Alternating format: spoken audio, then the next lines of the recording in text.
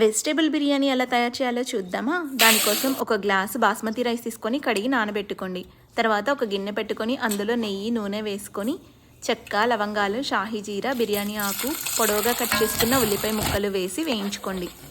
అవి వేగిన తర్వాత అందులో పచ్చిమిర్చి బంగాళదుంప క్యారెట్ బీన్స్ టమాటో ముక్కలు అన్ని ముక్కల్ని వేసుకొని బాగా వేయించుకోండి.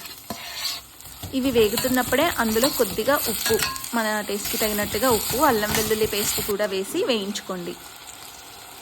ఒక స్పూన్ బిర్యానీ మసాలా, ఎక్కువ అవసరం లేదు, ఒక స్పూన్ సరిపోతుంది. తర్వాత పుదీనా కొత్తిమీర వేసి వేయించుకోండి. అందులో 1.5 గ్లాసు నీళ్లు పోసుకొని నీటిని మరిగించుకోండి. మరిగిన నీళ్ళల్లో మనం ముందుగా నానబెట్టుకున్నాం కదా, ఆ రైస్ వేసుకొని మీడియం ఫ్లేమ్లో ఉడికించుకోండి. రైస్ ఉడుకుతున్నప్పుడే అందులో నిమ్మరసం యాలకుల పొడి కూడా వేసి ఉడికించుకోండి. ఉడికిన తర్వాత లాస్ట్లో దమ్ ఇవ్వండి. అంతే, ఎంతో టేస్ట్.